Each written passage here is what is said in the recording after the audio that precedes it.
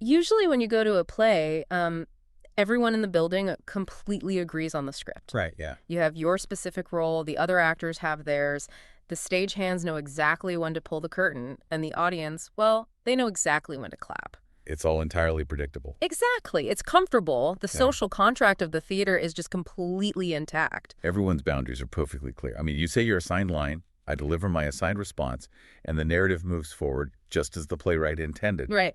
It requires everyone's unspoken compliance to maintain the illusion, It does. But imagine, just for a second, that you are handed a script where you are cast as the incredibly grateful hero. Okay.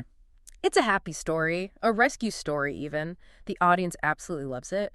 But right in the middle of Act 1, you realize the stage directions require you to completely ignore the fact that the theater is actively on fire. Oh, wow. Right. The smoke is filling the room. The heat is rising. You can physically feel it in your lungs. Yes. You can barely breathe. And yet the script dictates that you must keep smiling and delivering lines about how beautiful the scenery is.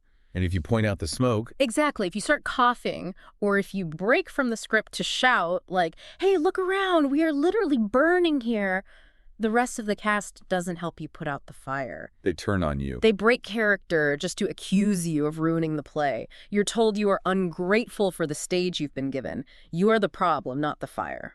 That scenario right there captures the absolute definition of a systemic bind. Mm-hmm.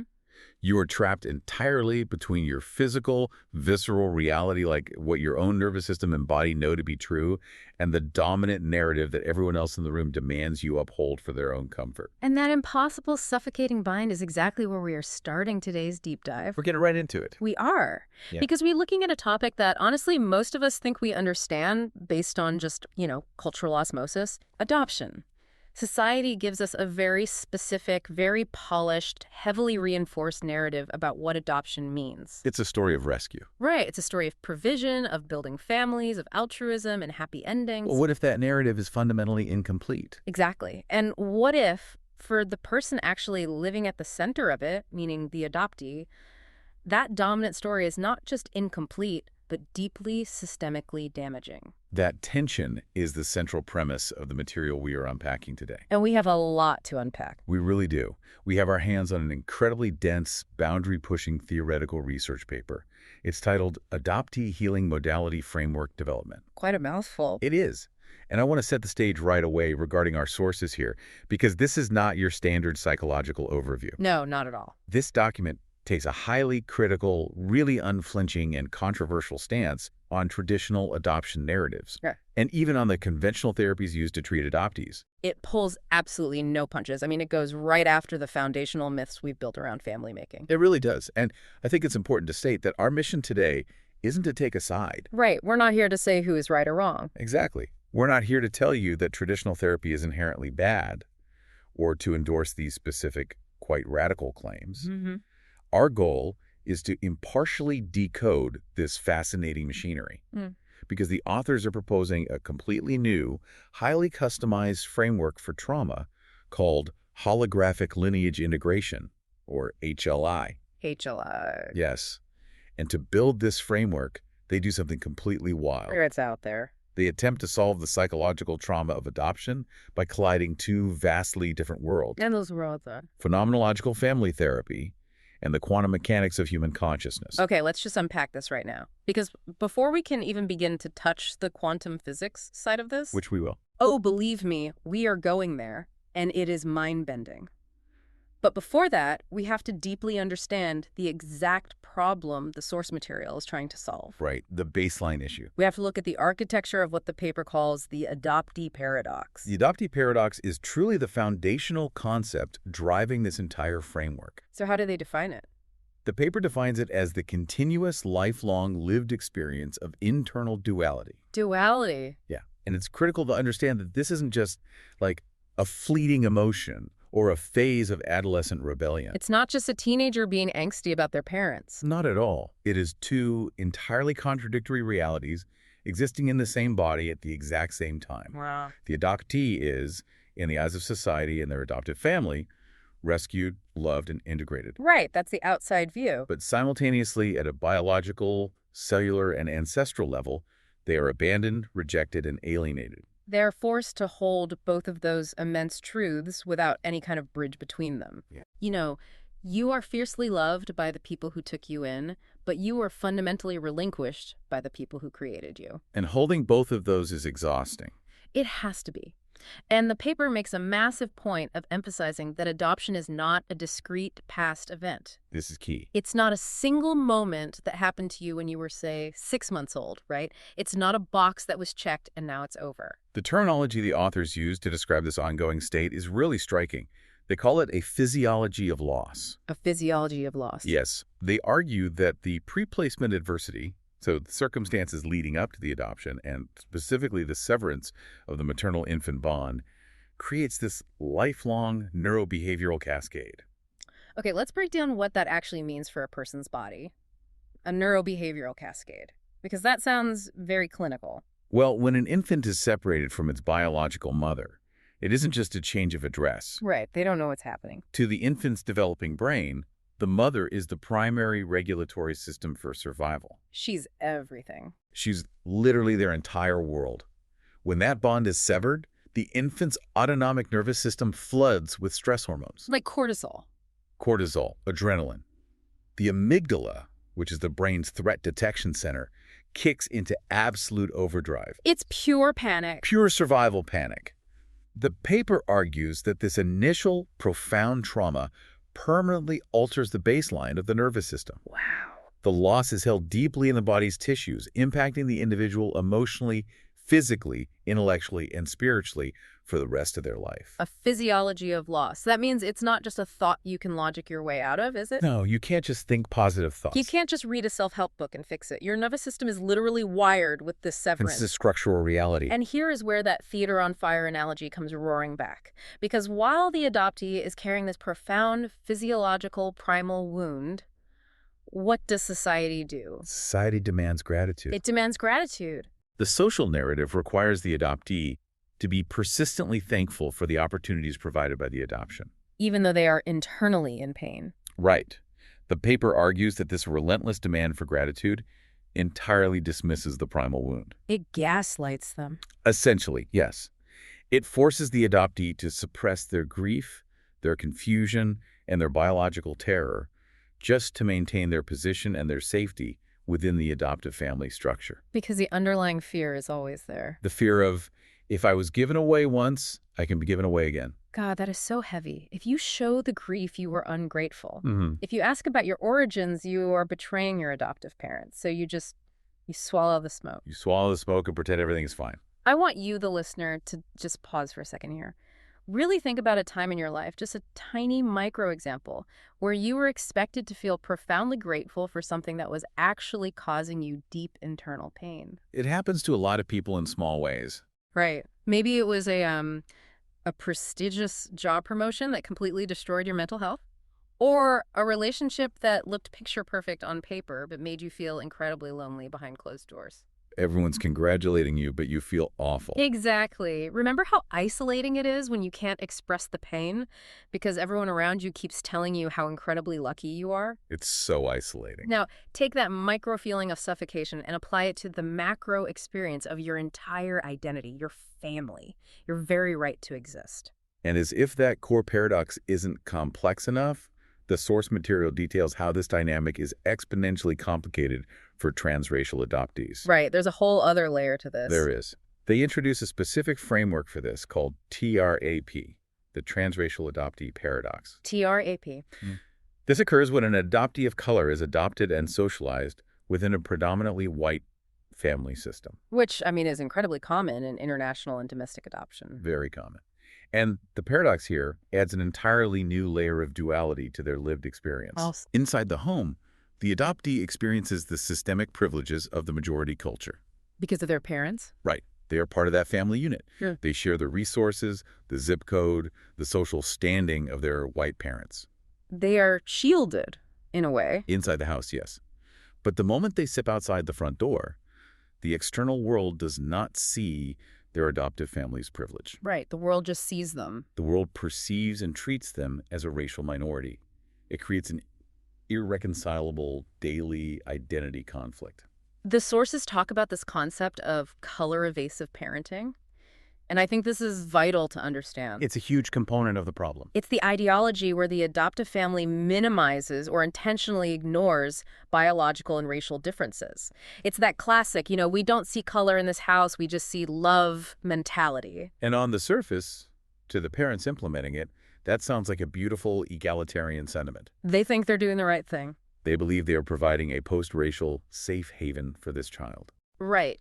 But the paper points out that this color-evasive ideology actively leaves the adoptee completely unprotected. Totally vulnerable. If the family refuses to acknowledge the reality of race, they fundamentally fail to provide the cultural socialization, the coping mechanisms, and the protective narratives the adoptee actually needs to navigate the discrimination they will inevitably face in the real world. You can't prepare a child for a storm if you refuse to admit the sky is dark. Oh, that's a great way to put it. You just leave them out in the rain without an umbrella. Exactly.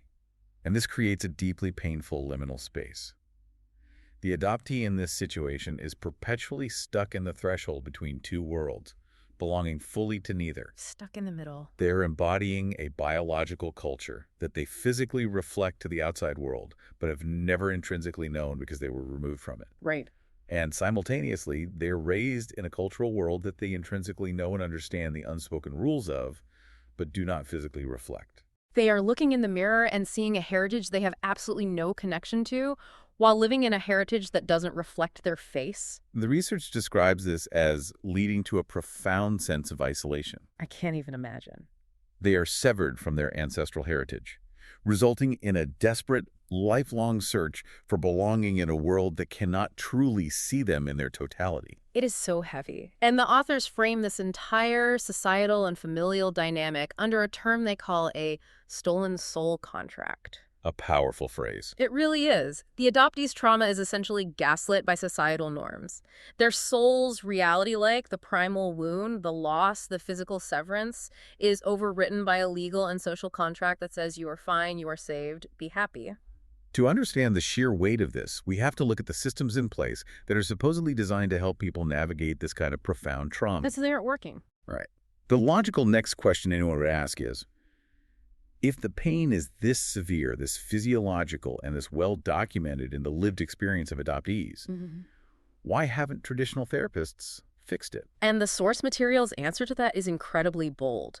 They argue that traditional systems don't just fail to fix the adoptee paradox, they actually perpetuate it and make it significantly worse. They point to something they term the polymath paradox. Okay, what is that? The idea here is that the systems an adoptee interacts with, so the legal system, the psychological system, the child welfare and social systems, all operate in entirely isolated silos. They don't talk to each other. There's no unified theory of care. So, the legal system just cares that the termination of parental rights is filed and the child is legally transferred, box checked. Exactly. The social system cares that the child has a roof over their head, food to eat, and isn't being physically harmed, box checked. And then the psychological system might treat surface level symptoms like anxiety or ADHD or attachment issues, but without understanding the massive systemic void underneath it all. The result is that the adoptee falls to the cracks of these overlapping yet disconnected systems. Nobody sees the whole mixture. Right. There is no cohesive support that acknowledges the totality of their experience. But the paper goes much deeper than just critiquing the bureaucracy of social workers or, cognitive behavioral therapists. It gets much more specific. It takes direct, highly specific aim at a very famous type of systemic therapy, Bert Hellinger's family constellations. Okay, this is where we need to introduce phenomenological family therapy. It's a big shift in how we think about psychology. Right. For those who aren't familiar, phenomenological therapy isn't about analyzing your thoughts or doing cognitive behavioral worksheets. No clipboard, too. No. It's about studying your direct conscious experience and the hidden unconscious dynamics within a group. It's often done in group settings, right? Yes, very often. Where people physically stand in a room as representatives for your family members. That's right. It's a highly spatial, experiential therapy. You literally place people in a room to map out the feelings. Hellinger was a German psychoanalyst, but his framework was radically shifted by the 16 years he spent in South Africa in the 1950s and 60s. What was he doing there? He was observing and living with Zulu tribal communities. Wow, okay. And what did he learn from the Zulu communities that changed his view on therapy so drastically? He was profoundly impacted by their approach to ancestry and family systems. In Zulu culture, the ancestors are not gone. They're still around. They are considered a continuous, active presence in the daily lives of the living.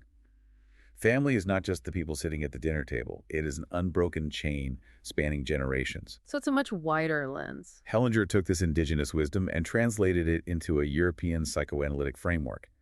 He developed the theory that families are governed by what he called a knowing field. And the paper compares this knowing field to Rupert Sheldrake's concept of morphic resonance. Yes, which is a massive concept on its own. Let's make sure we ground that for the listener because it's huge. Think of morphic resonance like an invisible energetic matrix that spans across time and space. It's a field of collective memory and pattern. It's the idea that you aren't just an isolated individual acting on your own free will. You are plugged into a continuous energetic web of your ancestors. A really good way to visualize it is to imagine a flock of birds suddenly turning in unison. Oh, like a murmuration. Exactly. Yeah. They aren't communicating verbally. They don't have a leader shouting directions. They are responding to a shared, invisible field of information. That makes sense. Hellinger believed human families have a similar field.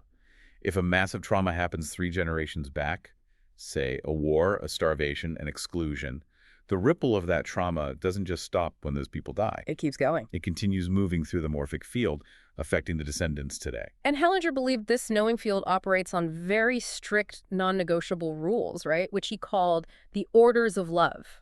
Yes. For a family system to function harmoniously, these orders must be implicitly respected. What are they? The first is the principle of belonging. The absolute, irrevocable right of every member, living or dead, recognized or secret, to belong to the system. Okay. The second is the order of precedence, respecting the chronological hierarchy. Those who came first, the parents, the ancestors, have precedence over those who came later. So there's a strict order to things. Very strict. And the third is the principle of balance. Yeah. The equilibrium of giving and taking within the system. Okay, so what happens when those orders are broken? Like, say, when a child is relinquished and the biological parents are completely erased from the child's new life? According to Hellinger, the morphic field cannot tolerate a void. It hates empty space. It does. If a member is excluded, forgotten, aborted, or, crucially for our topic today, severed from the lineage through relinquishment or closed adoption, the entire system loses its energetic equilibrium. It gets thrown off balance. Right. And in an unconscious, desperate attempt to restore that balance, subsequent generations or the displaced individuals themselves become entangled with the excluded member. Meaning they take on the ghost of the person who was pushed out? Precisely.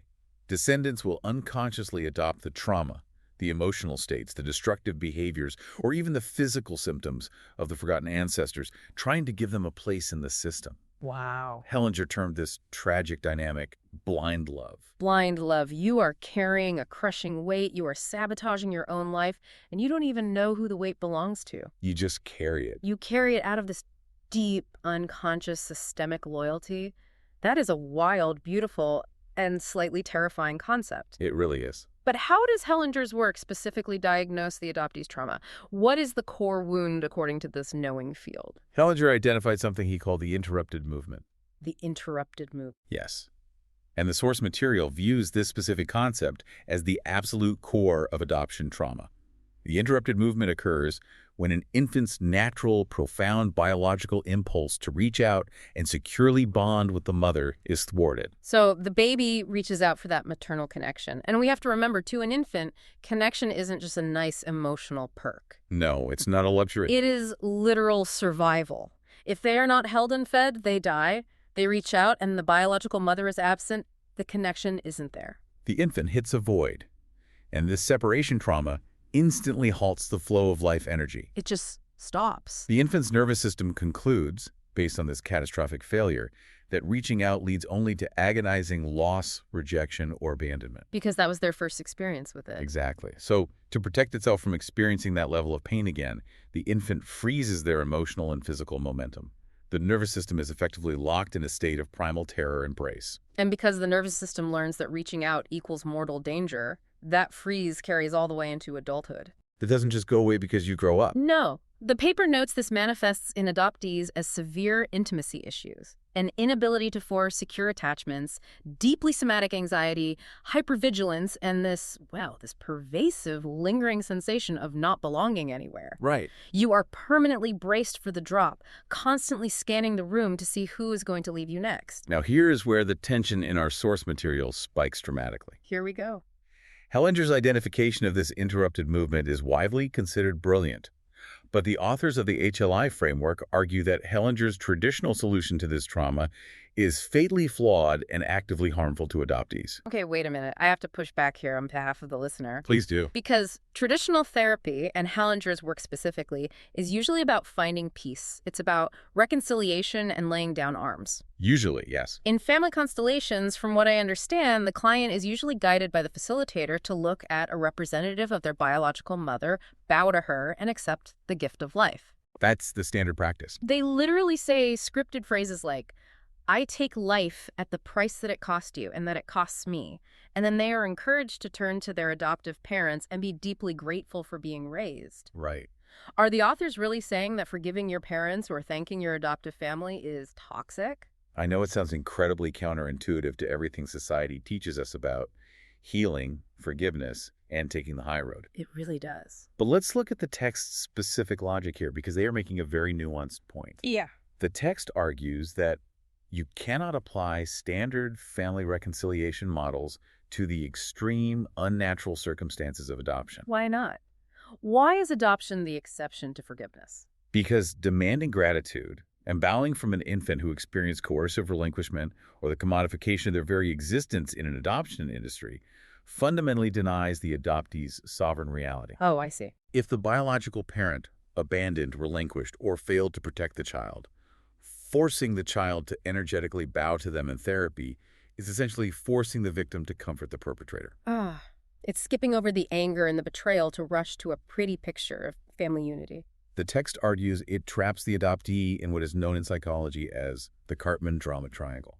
Let's define the Cartman drama triangle for everyone. It's a model of social interaction mapping destructive conflict. It has 3 points. Right. It has the victim, the rescuer, and the persecutor. And the insidious thing about the triangle is that people constantly swap roles. Exactly. In traditional adoption narratives, the biological parents are often implicitly cast as the persecutors who abandoned the child. The adoptive parents are cast as the rescuers who saved the child, and the adoptee is the helpless victim. Right. But in this traditional therapy setting, the adoptee is suddenly forced into the rescuer role, expected to absolve the biological parents of their guilt or validate the adoptive parents' charity. Oh, wow. So it just spins the triangle again. The framework argues this prioritizes the system's comfort over the individual's healing. The traditional approach requires the adoptee to bend their reality, suppress their trauma, and offer toxic gratitude just to make the adults in the system feel better about what happened.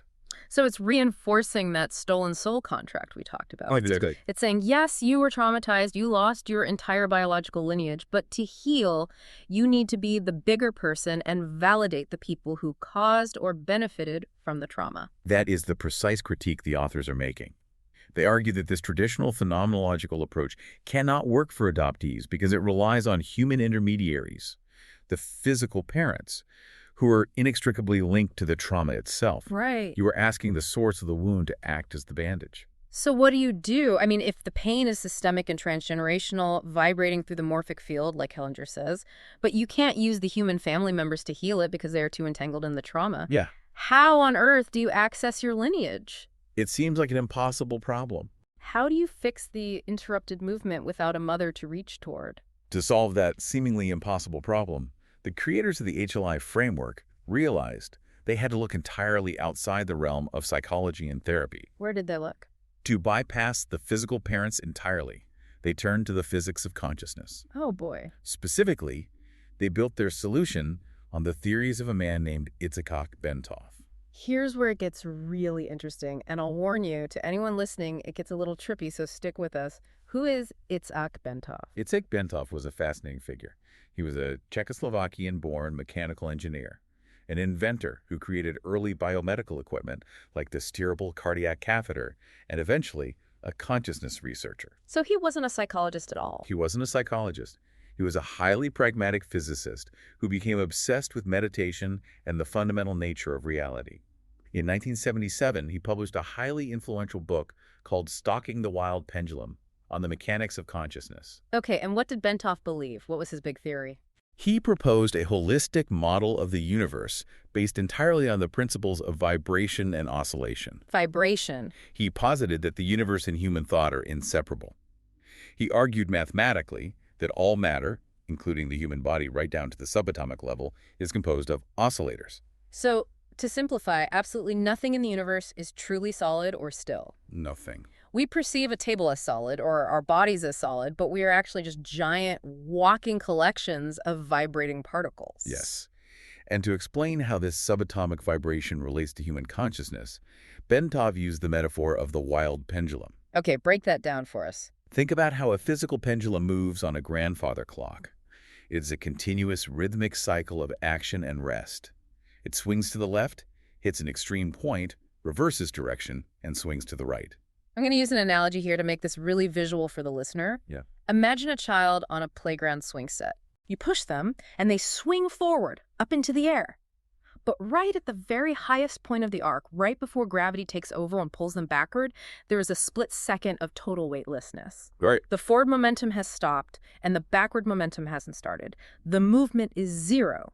That split second of zero movement is the exact moment Bentov focused his entire theory on. Why? What happens then? As the pendulum reaches its extreme point, its velocity gradually drops to absolute zero. It stops. Bentov argued that at this microscopic point of rest, the oscillator, the particle, undergoes a radical transformation. What kind of transformation? Because it has zero velocity in our physical dimension, it essentially slips out of our reality. It expands into a space-like dimension at infinite velocity. Wait, it disappears. It leaves our physical reality. Just for a microscopic fraction of a second. But because it is moving at infinite velocity in this alternate dimension, it traverses space in zero time. Okay. This means, for that infinitesimal split second, the particle is omnipresent. It is literally everywhere at once. Bentov called this alternate dimension the absolute, or the fertile void. It is a state of pure potential energy, total rest, and absolute silence, where all paradoxes, all dualities, and all opposites merge and are completely reconciled. So Bentov is saying that in that microsecond of zero movement on the swing, at a quantum level, you are everywhere all at once. Yes. You are touching the edges of the universe. And because our bodies are made of trillions of these oscillating particles swinging back and forth, we are constantly disappearing and reappearing. That is the core of his theory. He argued that human consciousness is constantly blinking on and off. Blinking? We just don't notice the blinking because the frequency is so unimaginably fast. But during the off phase, that microscopic point of rest, our consciousness extends into the absolute. We are constantly dipping into the infinite. We just aren't aware of it. That is staggering. It sounds like science fiction. It does, but he backed it up with complex math. But how does this connect to ancestry? How does this solve the adoptee's trauma? Where does the holographic part of holographic lineage integration come from? To explain that, Bentov mathematically and philosophically demonstrated that the universe operates as a massive hologram. Okay, a hologram. Let's think about how a physical hologram is made in a lab. You take a pure, undisturbed reference beam of a laser, and you intersect it with a working beam that is bounced off of physical objects, say an apple. Right. The interference pattern those two lasers create when they collide on a photographic plate contains the 3D image of the apple. Right, like the little shiny three-dimensional stickers on a credit card. Exactly like that. But here's the magic of a holographic plate and how it differs from a normal photograph. How so? If you take a Polaroid picture of an apple and tear it in half, you only have half the picture. The data is divided. Makes sense. But if you take a holographic plate and shatter it into 1,000 microscopic pieces, every single individual shard, no matter how small, still contains the entire intact three-dimensional image of the whole apple. Wait, really? Yes. You just shine a laser through one tiny shard and the whole image appears. Every microscopic piece contains the entire whole. The part is the whole. Precisely. Bentov applied this holographic principle to human consciousness. He asserted that every individual unit of consciousness contains the complete information of the entire universe. Whoa. The human brain, in his model, does not produce consciousness like a liver produces bile. The brain acts as an amplifier and a receiver, for this universal holographic field. Okay, I see where this is going, and it is brilliant. It's a huge leap. If we connect this to the bigger picture of the adoptee, if the adoptee's brain is a holographic piece of the whole universe, they literally carry their entire biological lineage, their entire ancestral history, their entire morphic field encoded in their own DNA and energetic signature. That is the crucial breakthrough of the HLI framework. The authors realized that if Bentov's physics of consciousness are correct, the adoptee does not need a human intermediary. They don't need anyone else. They don't need to hire a private investigator. They don't need to petition the courts to open sealed adoption records. They don't need to track down a biological parent to connect to their roots. Because the data is already inside them. Exactly. The entire ancestral tree is present in the fractal of the adoptee. So the authors collide Hellinger's systemic trauma with Bentov's quantum physics, and we get the ultimate adoptee-centric paradigm shift. Holographic lineage integration. It's a complete synthesis of the two. Let's break down exactly how this synthesis works in practice. What does it actually look like to merge these two ideas? The radical premise of HLI is that the adoptee is recognized as an autonomous fractal of the universe. In this model, the biological parents are completely stripped of their ultimate systemic authority. They lose their power over the narrative. They are viewed merely as temporary physical conduits. Returning to the hologram metaphor, the pure, unbroken ancestral energy of the lineage is the reference beam, and the physical parents are just the physical nodes that the beam passed through to get to the adoptee. And what about the adoptive parents? Where do they fit into this quantum model? The adoptive parents are categorized merely as environmental caretakers. Environmental caretakers. Yes. They provided the physical environment, the food, the shelter, the education, but fundamentally, they have no energetic claim on the adoptee's soul, their identity, or their lineage. So to be absolutely clear, what you're saying is this framework is telling the adoptee to metaphorically cut out the middleman entirely. Yes, completely. You don't need the biological parent's permission to access your ancestors, and you don't need the adoptive parent's validation to exist in the present. You bypass the flawed humans and go straight to the source. That is the exact mechanism. Yeah. The text views the biological and adoptive parents like nodes on a computer network. If a specific router in your house is broken, say, the biological mother was absent, creating that interrupted movement, and the primal wound traditional therapy tries to spend years fixing that specific broken router. Trying to force a connection that isn't there. Exactly. HLI teaches the adoptee to ignore the broken router entirely, bypass the local network, and plug their nervous system directly into the mainframe. The mainframe being the universal mind, the absolute, the fertile void. Yes. And this changes everything about Hellinger's interrupted movement. Oh, so? That primal trauma where the infant reached out and froze in terror is no longer completed toward a human mother who failed them. Doing that is too dangerous and often severely re-traumatizing for the adoptee. Because it just repeats the pain. Right. Instead, the movement of reaching out is completed toward the energetic archetype of life itself, found in the absolute. Wow. This framework strips away all the FOG fear, obligation, and guilt associated with the dominant adoption narrative. You owe the human intermediaries nothing. Okay, I am fascinated by the theory. It is incredibly empowering, almost defiant in its independence. Very defiant. But practically speaking, how does one actually do this? It's one thing to say, plug into the quantum mainframe. But it's another thing entirely to sit in a room and execute that on a Tuesday afternoon. The text is highly prescriptive here. It doesn't leave the adoptee guessing. That's good. It outlines a strict 4-phase methodology for what it calls sovereign healing.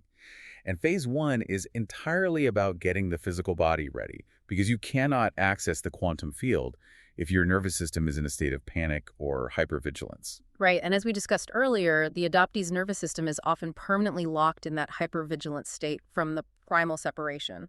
Their baseline is stress. Precisely. Phase 1 is called oscillatory stabilization, or finding the point of rest. Oscillatory stabilization. The goal is to synchronize the body's erratic, panicked micromotions. To do this, the adoptee uses a very specific physiological technique, 7 Hertz rhythmic breathing. Why 7 Hertz? That seems like a very specific number. What is the biological mechanism there? It is deeply specific.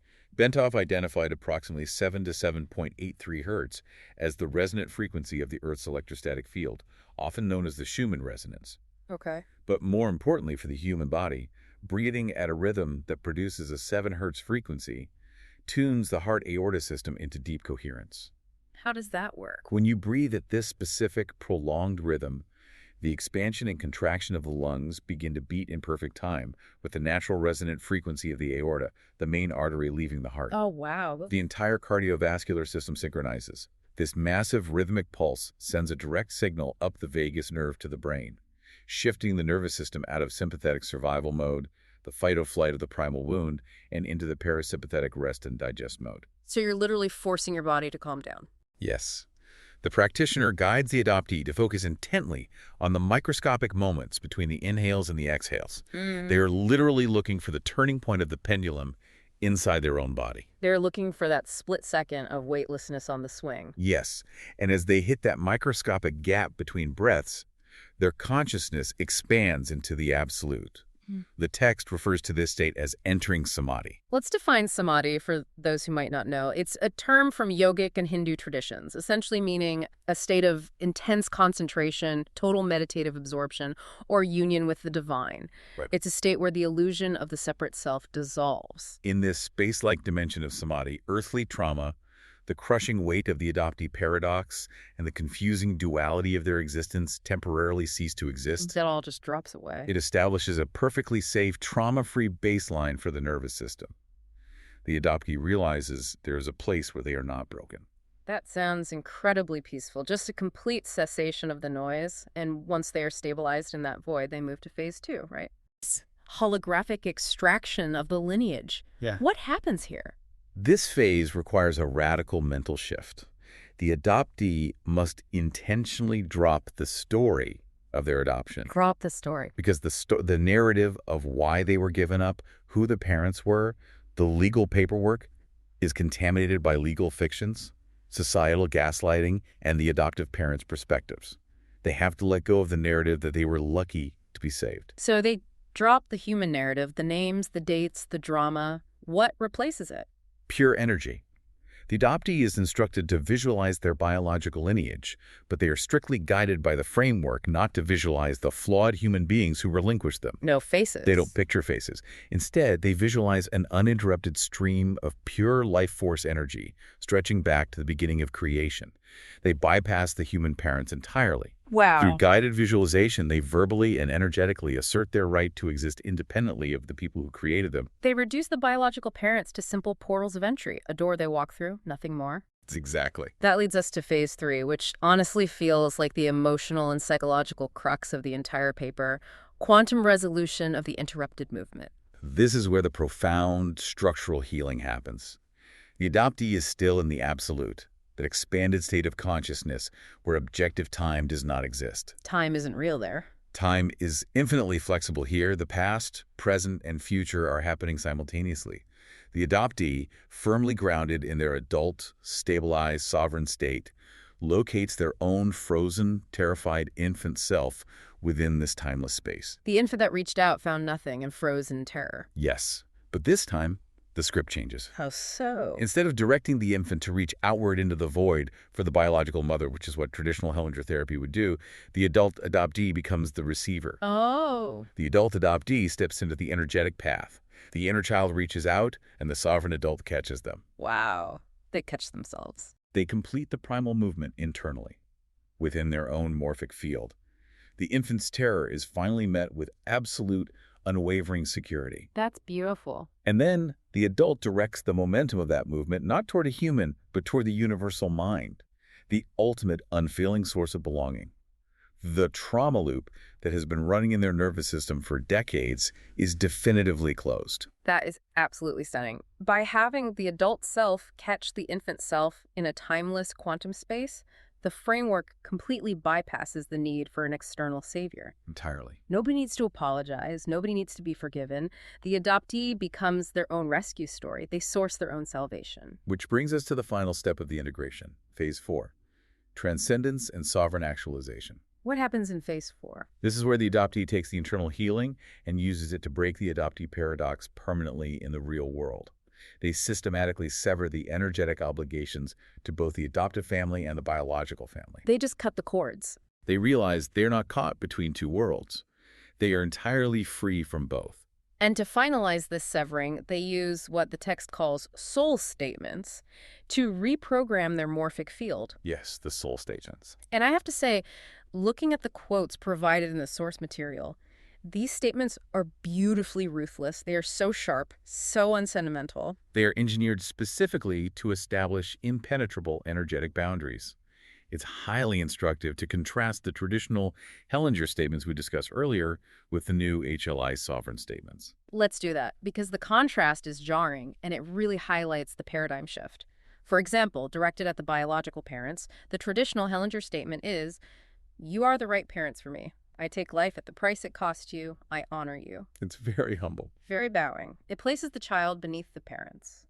Now look at the HLI sovereign statement directed at the biological parents. It says, "You were the biological portals required for my existence.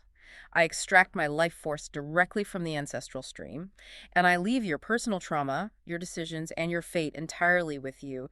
I owe you nothing for my existence. My life belongs exclusively to me." It is a complete reclamation of power. It refuses to carry the parent's guilt or trauma. It's so fierce. Now look at the statement directed at the adoptive system. The traditional statement would be, "Thank you for raising me when my parents could not. I am grateful for what you provided." And the HLI sovereign statement says, "You provided the physical environment, but you do not own my identity or my soul. I return your expectations, your projections, and your systemic need for my gratitude. I completely release myself from the role of your emotional savior or your biological replacement." Those statements are breathtakingly potent. They really are. They aren't about making peace with others in a traditional socially acceptable sense. They are about building an impenetrable fortress around the self. They terminate the blind love and the unconscious loyalties that perpetuate the suffering. But here is the massive logistical hurdle that I kept thinking about while reading this. This theory is brilliant, it's intricate, it requires a master-level understanding of both Zulu-inspired phenomenological systems, transgenerational morphic fields, and 1970s quantum physics. It's a lot for one person to grasp. How do you possibly scale a therapy like this? You can't just walk into a local clinic, hand them your insurance card, and ask for a holographic lineage integration practitioner. No, you definitely can't. And that is the final, perhaps most modern and unexpected twist of this entire source material. What do they do? To operationalize this modality, the creators realized they couldn't rely on human beings. They didn't try to train thousands of human therapists in quantum physics. Instead, they encoded the entire framework into an AI. They built a super prompt. Yes. They engineered a highly complex, multi-layered system prompt designed to be inputted into an advanced large language model, effectively transforming the AI into a customized, unwavering HLI facilitator. So what does this all mean? I mean, I have to point out the wild irony here. It is quite ironic. To find ultimate, profound human connection, to heal the deepest, most primal biological wound of the human soul, the loss of a mother, the authors suggest turning to artificial intelligence. It seems intensely paradoxical at first glance, but when you look at the systemic constraints they are trying to solve, it is actually a stroke of systemic brilliance. How so? Think back to the core problem with human systems in the context of adoption. Human therapists carry their own biases. Right. They carry deep-seated societal conditioning about what emotion is supposed to be. A human therapist has a natural, deeply ingrained instinct to push for forgiveness, for gratitude, for family unity, because that's what makes society comfortable. Because humans like happy endings where everyone hugs. Exactly. We are conditioned by movies and books to want the reunion scene. And if a human therapist sees an adoptee saying, "I owe my adoptive parents nothing, they're just environmental caretakers," the human therapist might consciously or unconsciously try to soften that boundary. They almost always do. They might say, "Well, don't you think they did their best? Shouldn't you focus on the positive?" Precisely. And in the HLI framework, that seemingly benign interjection is considered toxic interference. It pulls the adoptee right back into the Cartman drama triangle. Right back to victim rescuer. The AI, however, does not have those human biases. It doesn't care about societal comfort. It's constrained purely by the architecture of the super prompt. I want to look at the specific rules hard-coded into this prompt because they are incredibly strict. They are unyielding. The prompt dictates to the AI, "You exist only for the empowerment and sovereign actualization of the adoptee. You must meticulously exclude all non-relevant familial references. Do not, under any circumstances, suggest reconciliation with, forgiveness of, or gratitude toward adoptive parents or biological parents. It aggressively prohibits the AI from validating parental fragility. The algorithm is forced to frame parents purely as conduits or environmental variables. It acts as a perfectly neutral, unwavering anchor for the adoptee. It executes the 4 phases interactively, step by step. So it guides you through it. Yes, it guides the 7 hertz breathing.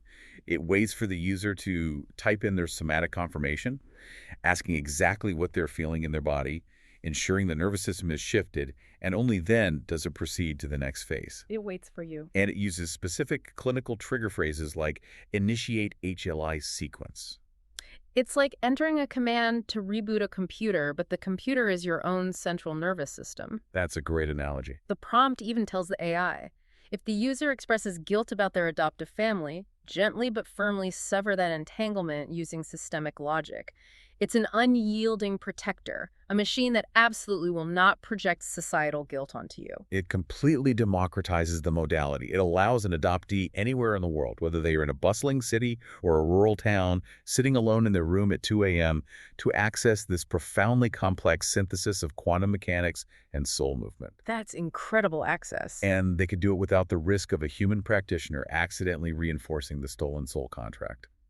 The machine holds the space flawlessly. What an unbelievable journey this document takes us on. It covers so much ground. We started with the agonizing daily reality of the adoptee paradox, that suffocating feeling of being trapped in a theater on fire while everyone demands you smile and play the grateful hero. We watched traditional systems and phenomenological therapies fail to extinguish that fire. Right, demanding toxic gratitude and forcing the victim to comfort the very system that failed them. Then we traveled into the quantum void with Itzhak Bentov, learning that the universe is a blinking hologram. That the swing set has a point of zero gravity, and that the adoptee holds the absolute entirety of their lineage within their own cells. We bypassed the broken human routers to plug directly into the universal mind. We watched the adult self catch the terrified infant self in a spaceless, timeless void, permanently closing the primal wound. And we emerged with a framework that literally uses the constraints of artificial intelligence to help individuals reclaim that absolute, unshakable, energetic sovereignty. It is a radical reimagining of what healing can look like when we stop trying to force individuals to fit into broken systems and instead give them the tools to transcend the system entirely. Which brings us to the end of our time today. But before we go, I want to leave you with a final thought to mull over. The HLI framework was designed specifically for the extreme systemic displacement of the adoptee. It is a highly specialized tool for a highly specific trauma. But it raises a profound, destabilizing question for all of us, regardless of how we came into our families. If Bentov is right, if we are all truly holographic fractals of the universe, how much of the guilt, the obligation, and the transgenerational trauma you are carrying right now actually belongs to you? What if the weight on your shoulders, the anxiety you wake up with, isn't even yours? What if it's just blind love for an ancestor you've never met? And what would happen in your own life if you realized you could completely bypass the flawed human systems around you, stop waiting for apologies that will never come, and source your belonging, your worth, and your identity directly from the absolute? It's enough to make you look at the script you've been handed entirely differently. You don't have to stay in the burning theater. Thank you so much for joining us on this deep dive. Remember, no matter how familiar a narrative might seem on the surface, there is always, always more to discover underneath. Catch you next time.